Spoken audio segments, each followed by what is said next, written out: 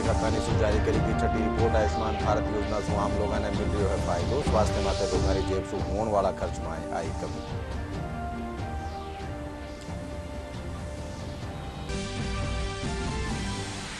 भारत ने एक साल खातर मिली G20 की अध्यक्षता। 1 दिसंबर 2022 से 30 नवंबर 2023 ताई आ जिम्मेदारी निभासी भारत।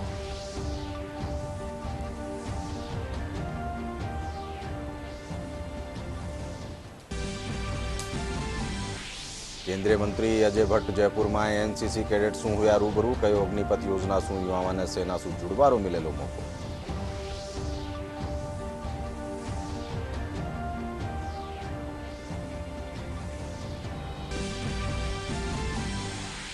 भाजपा राष्ट्रीय प्रवक्ता कर्नल राज्यवर्धन सिंह राठौड़ राज्य सरकार माथे मांड्यो आरोप। कहो लंपी बीमारी रा मामला में प्रदेश सरकार बरत रही है लापरवाही।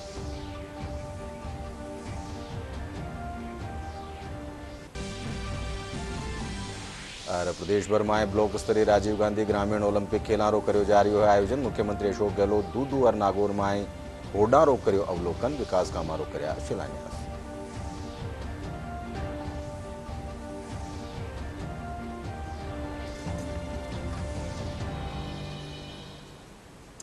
नमस्कार। संजा 5 बजे राजस्थानी खबर में आप सब घणु घणु स्वागत। मैं हूं अशोक व्यास और अब खबर विगतवार।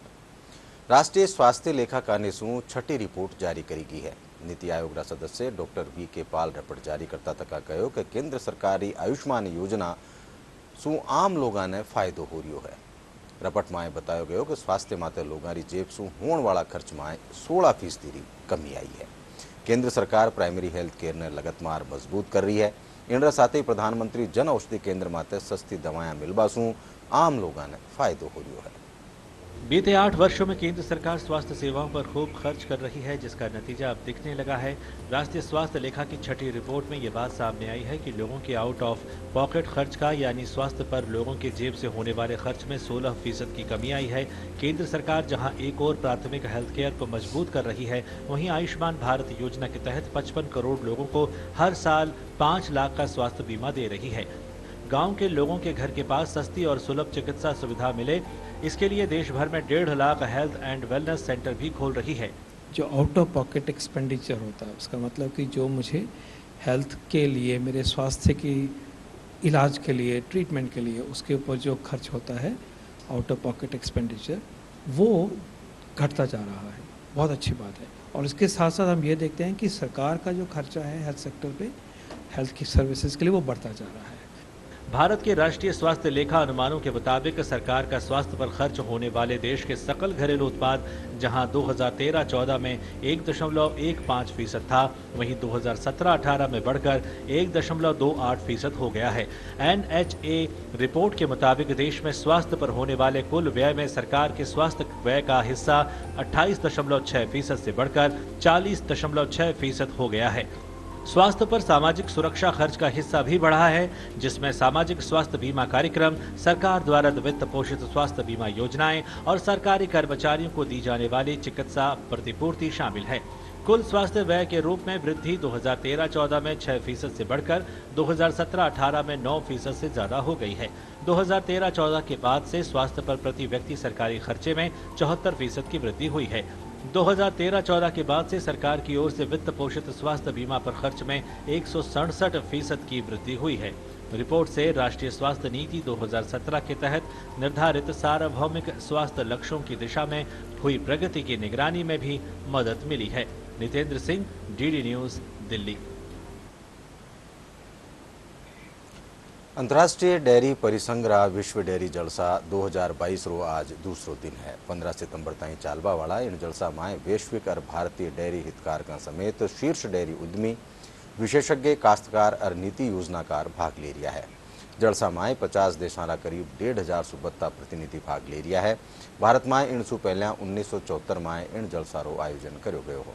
विशेषज्ञ, किसान और नीति निर्माता भी इसमें शामिल हो रहे हैं। सम्मेलन पोषण और आजीविका के लिए डेयरी विषय पर केंद्रित है।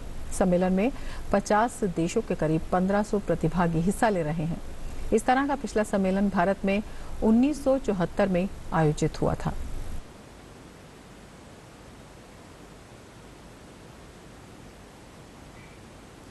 स्वास्थ्य मंत्रालय का निसूं रक्तदान अमृत महोत्सव अभियान की शुरुआत करी जावेली। इन अभियान के तहत 17 सितंबर से 1 अक्टूबर के बीच देश भर में स्वैच्छिक रक्तदान कैंप लगाया जावेला। केंद्रीय स्वास्थ्य मंत्री मनसुख मांडविया अभियान की शुरुआत करता तथा 17 सितंबर ने सफदरजंग सफाखाना में रक्तदान करेला। इन अभियान रो मकसद लोगों ने रक्तदान रसारू जागरूक करनो है। रक्तदाता रक्तदान खातर ई रक्तकोष पोर्टल माथे रजिस्ट्रेशन करा सकेला। इन रसाते ही आरोग्य सेतु ऐप माथे भी पंजीकरण वेलो। 17 सितंबर को केंद्रीय स्वास्थ्य मंत्री डॉक्टर मनसुख मांडविया सफदरजंग अस्पताल में रक्तदान करेंगे। रक्तदान अभियान का मकसद लोगों में रक्तदान के प्रति जागरूकता पैदा करना है। साथ ही रक्तदान के लिए एक ई रक्त कोष पोर्टल को भी लॉन्च किया गया है। आप ई रक्त कोष पोर्टल के अलावा आरोग्य सेतु ऐप पर भी रक्तदाता के रूप में रजिस्ट्रेशन करा सकते हैं ताकि जरूरत पड़ने पर रक्तदान किया जा सके। वहीं रक्तदान को महादान भी कहा जाता है। किसी भी जरूरतमंद व्यक्ति को खून की कमी ना हो, इसके लिए स्वैच्छिक रक्तदाता की एक लिस्ट को भी तैयार किया जा रहा है, जो ई रक्त कोष पोर्टल के अलावा आरोग्य सेतु ऐप पर भी उपलब्ध होगी। रक्तदाता को एक सर्टिफिकेट भी मिलेगा। ब्लड बैंक में रक्त 42 दिन तक सुरक्षित रह सकता है। देश में 1.5 करोड़ यूनिट ब्लड स्टोरेज की क्षमता है। हर 2 सेकंड में देश में किसी न किसी को खून की जरूरत होती है। हर दिन में एक व्यक्ति को जीवन में कभी न कभी ब्लड की जरूरत रहती है। कोविड के समय 2021 में रक्त की मांग और आपूर्ति में कमी आई थी। 2021 में 1 करोड़ 40 लाख यूनिट्स की जरूरत थी, लेकिन 1 करोड़ 25 लाख यूनिट ब्लड ही मिल पाया। एक इंसान में 5 से 6 लीटर ब्लड होता है और हर 3 महीने पर कोई भी व्यक्ति रक्तदान कर सकता है। तो आप भी इस महादान में अपना योगदान दीजिए और 17 सितंबर से शुरू हो रहे इस अभियान का हिस्सा बनकर जन भागीदारी को बढ़ाइए।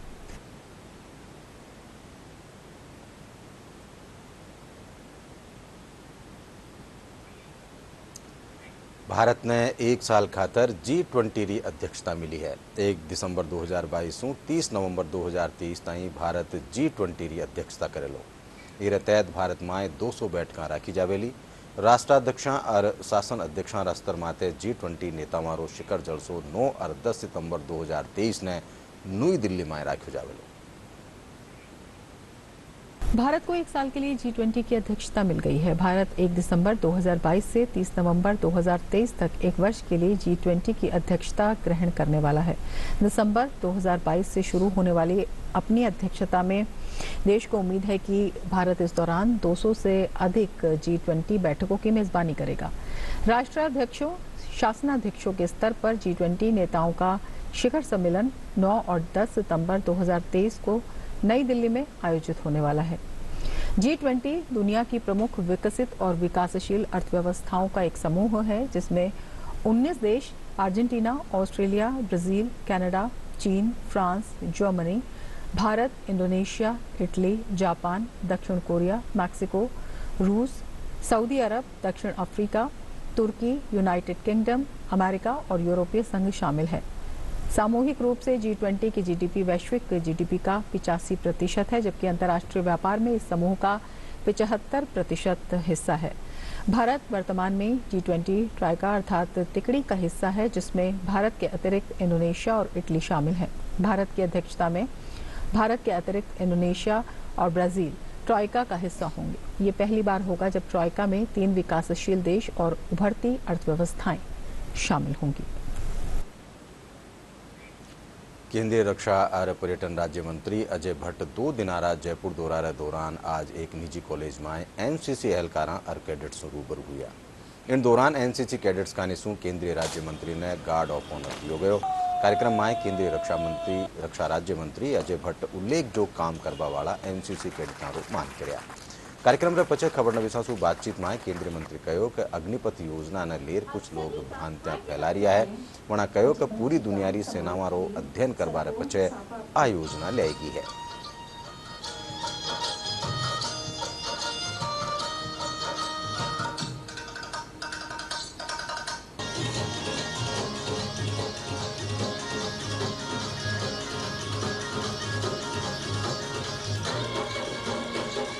एनसीसी कैडेट्स हमारे फ्यूचर हैं।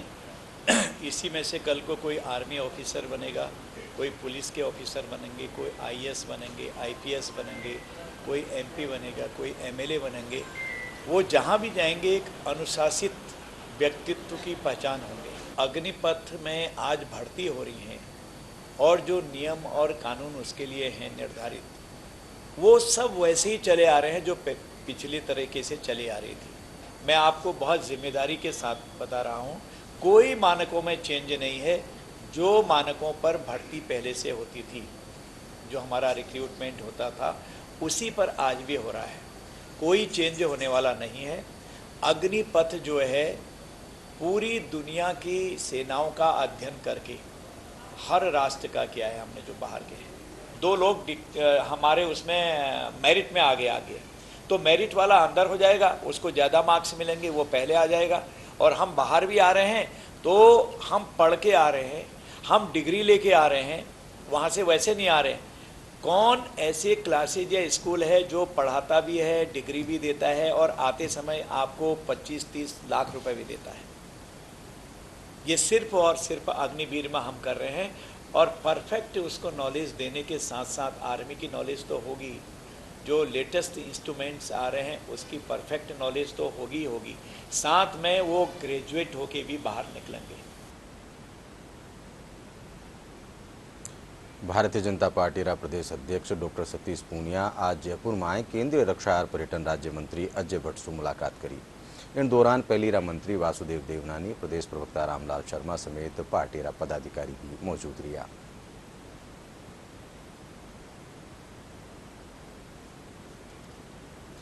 भारतीय जनता पार्टी रा राष्ट्रीय प्रवक्ता और जयपुर ग्रामीण सांसद कर्नल राज्यवर्धन सिंह राठौड़ प्रदेश की कांग्रेस सरकार माथे लंपी बीमारी रा मामला में लापरवाही बरतवारो आरोप मांड्यो। उन्होंने कहो कि राज्य सरकार इन मामला ने प्राथमिकता नहीं दे रही है।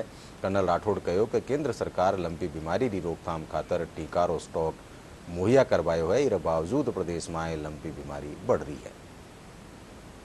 राजस्थान सरकार का जो रवैया है लंपी बीमारी को लेकर वो बहुत ही अचंभे वाला है और लोगों को जो आर्थिक मार पड़ रही है वो तो अलग, साथ में जो एक सेंटिमेंटल, एक इमोशनल जो डिस्टरबेंस है वो भी दुख दे रहा है। राजस्थान सरकार लंपी बीमारी के लिए कोई कदम नहीं उठा रही और हजारों गायें मर रही हैं। 10 लाख गाय गौवंश राजस्थान के अंदर संक्रमित है और ये संक्रमण यूपी के अंदर काबू हो गया, गुजरात, मध्य प्रदेश, सब जगह काबू हो गया, सिर्फ राजस्थान के अंदर ये काबू से बाहर जा रहा है। केंद्र सरकार ने, मोदी सरकार ने इसके लिए देश का बना हुआ वैक्सीनेशन भी तैयार कर दिया है और पहुंचा भी दिया सभी राज्यों के अंदर, लेकिन राजस्थान सरकार जो हाथ पे हाथ रख के बैठी है, इनकी प्राथमिकता नहीं है। प्रदेश भर में ब्लॉक स्तरीय राजीव गांधी ग्रामीण ओलंपिक खेलों आयोजन कर जा रही है। इन कड़ी में मुख्यमंत्री अशोक गहलोत आज जयपुर दूदू में राख्योड़ा एक कार्यक्रम में विकास कामारो लोकार्पण और शिलान्यास कर्या। इन दौरान जनसभा ने संबोधित करता तक मुख्यमंत्री कहो कि खेलां जरिया शू ग्रामीण खेतनारी प्रतिभावां ने आगे आवारो मौको मिलेलो। जनसभा रे पछे मुख्यमंत्री आम लोगों से मुलाकात कर वणारी समस्या में भी सुनी।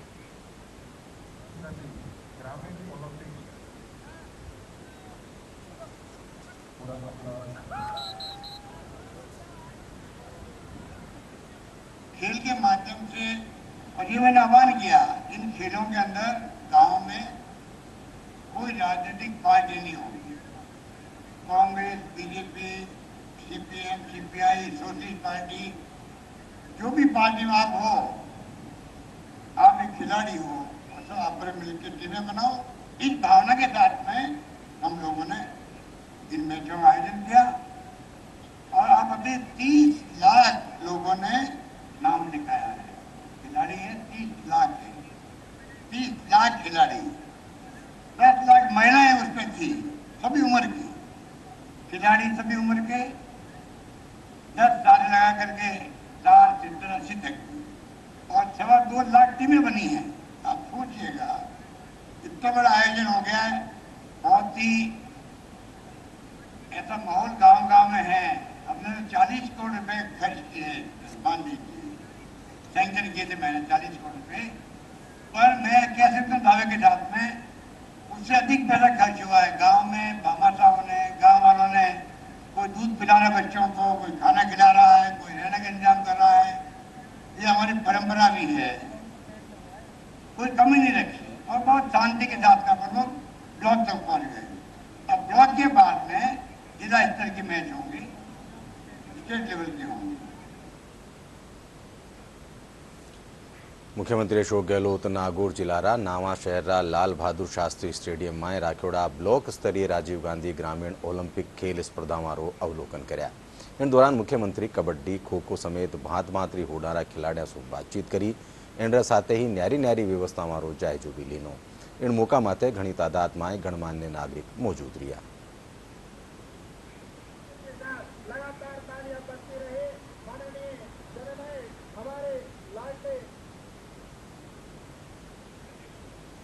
महिला और बाल विकास महकमा का निसूं आज जयपुर में पोषण महीना रे दौरान प्रधानमंत्री मातृ वंदन योजना रे तहत जिला स्तरीय कार्यक्रम रखा गया। कार्यक्रम में योजना ने लागू करवारी दिशा में उल्लेख जो काम करवा वाला अहलकारा कर्मचारियों महिला पर्यवेक्षकों समेत लाभार्थियों ने प्रशस्ति पत्र और स्मृति चिन्ह देरवणारो मान कर्यो गयो। महकमारी उपनिदेशक उषा शर्मा बतायो कि गर्भवती महिलाओं में कुपोषण की समस्या ने दूर करवा खातर जयपुर जिला में 21 आंगनबाड़ी परियोजनाएं संचालित करी जा रही है। कार्यक्रम में पोषण आहार से जुड़ेली नुमाइश भी लगाई गई।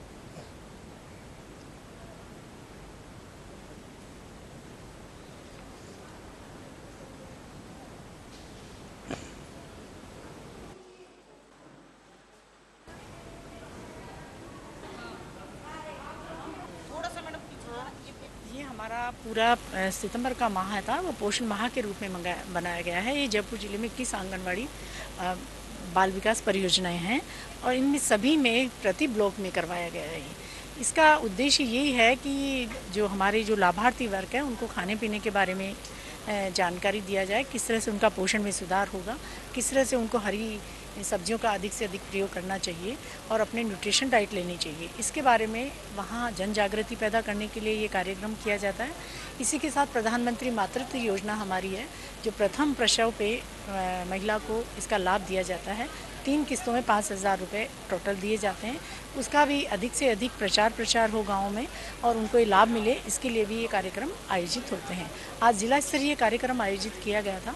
इसमें हमारे सभी परियोजनाओं के अधिकारी आए हैं और जिन्होंने सबसे बढ़िया काम किया, टारगेट से अधिक अचीव किया है, 3 परियोजना है जिनको फर्स्ट सेकंड थर्ड हमने इनाम दिया है। हमारी महिला पर्यवेक्षक जिन्होंने बहुत अच्छा काम किया उनको भी हमने एक प्रशंसा पत्र और एक मोमेंटो के द्वारा उनको नवाजा गया है। ये योजना बहुत ही अच्छी है। इसकी योजना के तहत हमें महिलाओं को बहुत फ़ायदा मिलता है। हमें बच्चे के भरण पोषण के लिए इसकी सहायता से हमें सहायता मिल जाती है और हमें इससे बहुत लाभ होता है। राज्यपाल कलराज मिश्र आज राजभवन में भारतीय प्रशासनिक सेवारा 2021 बैचरा प्रशिक्षु एहलकारा 6 सदस्यीय दल से मुलाकात करी। इन मौका माथे राज्यपाल प्रशिक्षु एहलकारा सु जनहित ने सबसु ऊंची प्राथमिकता माथे राखकर काम करवारो हेलो दिनो। इन दौरान हरीशचंद्र माथुर राजस्थान राज्य लोक प्रशासक संस्थान रा महानिदेशक सुधांशु पंत भी मौजूद रहा।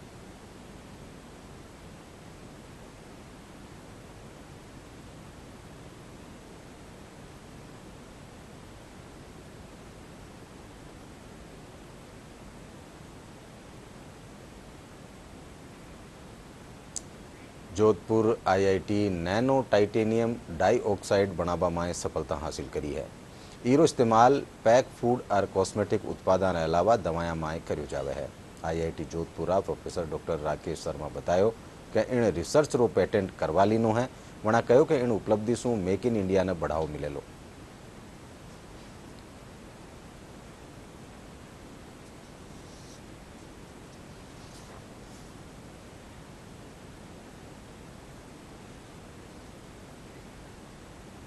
ये जो पेटेंट हमने जो अभी हमको ग्रांट हुआ है वो basically titanium dioxide nano rods के ऊपर हुआ है। इसमें क्या होता है कि titanium dioxide is one of the important material used in various applications, जैसे कि कॉस्मेटिक्स में यूज होता है, सोलर सेल में यूज होता है, फूड एडिटिव में यूज होता है, ऐसे बहुत सारी चीज़ों में इसका इस्तेमाल होता है, लेकिन अभी हमेशा इंपोर्ट किया जाता था क्योंकि high quality titanium dioxide India में मैन्युफैक्चर नहीं होता था। हमने जो ये टाइटेनियम डाइऑक्साइड बनाया वो सब जीरो टेम्परेचर पर बनाया है। इसमें हमने 99% एनाटेस फेस डेवलप की है जो कि लो बैंड गैप वाली होती है और इसके बहुत सारे एप्लीकेशन होता है। सबसे बड़ा जो मेजर इसका यूज होता है वो यूवी प्रोटेक्टेड लोशंस वगैरह होते हैं जो सनस्क्रीन लोशन वगैरह में यूज होता है।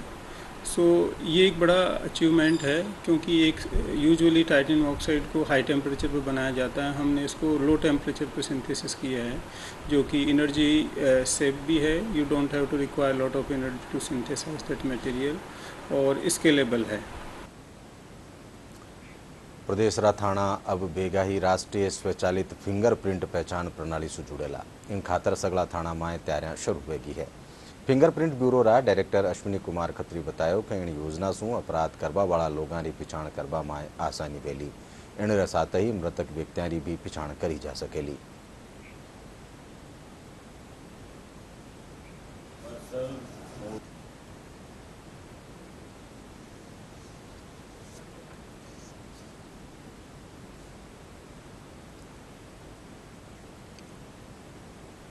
नेफिस प्रोजेक्ट एनसीआरबी के द्वारा चलाया जा रहा एक प्रोजेक्ट है जिसके तहत पूरे देश में फिंगरप्रिंट कैप्चरिंग और मैचिंग का ये computerised web based solution provide किया जा रहा है। इस प्रोजेक्ट के तहत राजस्थान में कुल 46 नेफिस केंद्र स्थापित कर दिए गए हैं। 43 पुलिस जिला केंद्रों पर, 2 पुलिस कमिश्नरेट पे तथा 1 फिंगरप्रिंट ब्यूरो मुख्यालय पर। ये प्रोजेक्ट पूरी तरह से एनसीआरबी की गाइडलाइन के अकॉर्डिंग किया जा रहा है। फर्स्ट फेज़ के तहत जिला स्तर को कवर किया जाना है। सेकंड फेज़ के तहत प्रत्येक पुलिस थाने पर नेफिस प्रोजेक्ट का इम्प्लीमेंटेशन किया जाएगा। नेफिस प्रोजेक्ट की वर्तमान स्थिति ये है कि अभी ये टेस्टिंग मोड में चल रहा है। सभी जिला नेफिस केंद्रों पर स्लिप्स का डिजिटाइजेशन किया जा रहा है।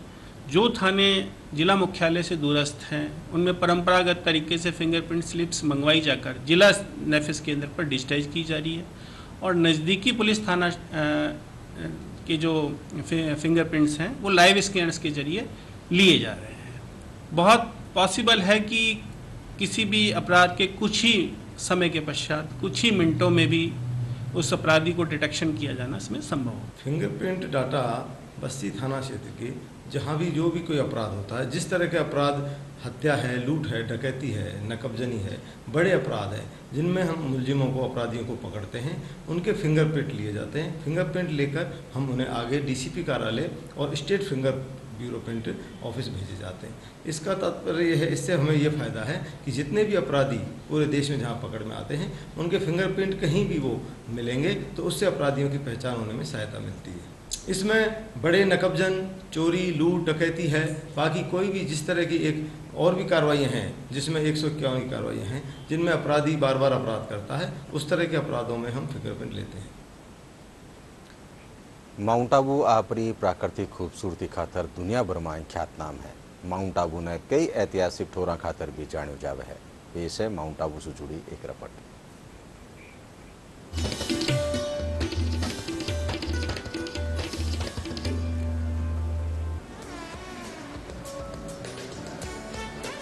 राजस्थान के सिरोही जिले में अरावली की पहाड़ियों में स्थित माउंट आबू अपनी प्राकृतिक सुंदरता, हरी भरी पहाड़ियों, निर्मल झीलों, सुंदर मंदिरों और अनेक धार्मिक स्थानों के लिए काफी प्रसिद्ध है।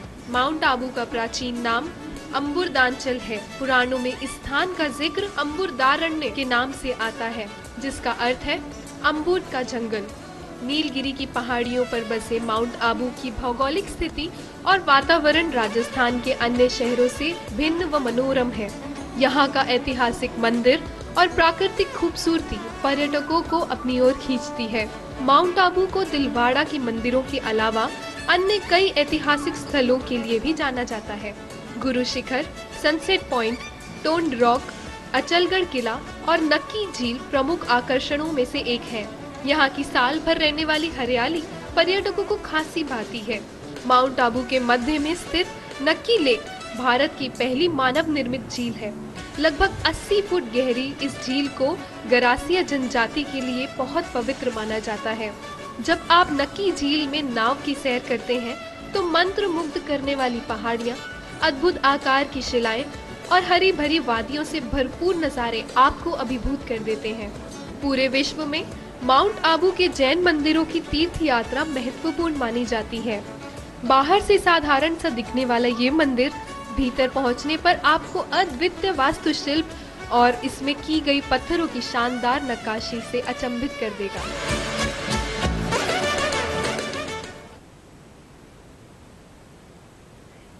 मुख्य सचिव उषा शर्मा कहो कि रीको राजस्थान पेट्रो जोन रो बेगो ही मास्टर प्लान तैयार करे। जयपुर में राजस्थान पेट्रो जोन री स्टेट एम्पावर्ड कमिटी री अध्यक्षता करता तखा वणा कहो कि बाड़मेर रा पचपदरा में रिफाइनरी रे साथे आरपीजेड विकसित कर्यो जावेलो। वणा कहो कि इन जोन में 25,000 करोड़ रुपया सु बत्तारा निवेश री आस है। मुख्य सचिव कहो कि इसु प्रदेश रा लोगों ने प्रत्यक्ष और अप्रत्यक्ष रोजगार मिल सकेलो। और अब मौसम से जुड़ी खबर। प्रदेश में एक बार फिर मानसून सक्रिय हो गयो है। बीते 24 घंटा के दौरान कई जिला में चोखी बिरखा रा समाचार है। इन दौरान सबसे बत्ती बिरखा सिरोईरा रेवदर में दर्ज करेगी। मौसम महकमा निदेशक राधेश्याम शर्मा बताया कि 13 से 15 सितंबर ने प्रदेश रा कोटा, उदयपुर, जयपुर, भरतपुर और अजमेर संभाग रा ज्यादातर भागा में मध्यम सु भारी बिरखा होबारी आस है। मौसम महकमो राज्य रा 24 जिला में बिरखा रो येलो अलर्ट जारी कर्यो है। और अब आखिर में खास खास खबर एक कर फेरूं। राष्ट्रीय स्वास्थ्य लेखाकानी सु जारी करेगी छठी रिपोर्ट। आयुष्मान भारत योजना सु आम लोगों ने मिल रहा है फायदो। स्वास्थ्य माटे लोगों की जेब सु होने वाला खर्च में आई कमी।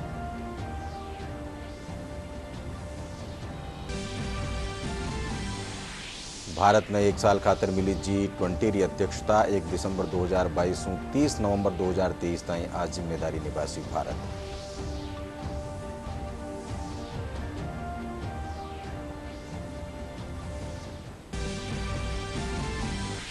केंद्रीय मंत्री अजय भट्ट जयपुर में एनसीसी कैडेट्स हुआ रूबरू। कहो अग्निपथ योजना सु युवाओं ने सेना सु जुड़वारो मिलेलो मौको।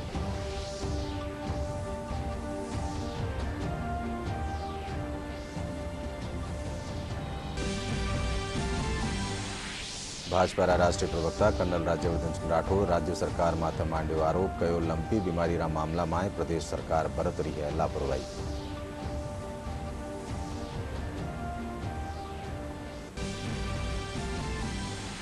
और प्रदेश भर में ब्लॉक स्तरीय राजीव गांधी ग्रामीण ओलंपिक खेलों रो कर्यो जा रह्यो आयोजन। मुख्यमंत्री अशोक गहलोत दूदू और नागौर में होड़ा रो कर्या अवलोकन। विकास कामों रो कर्या शिलान्यास।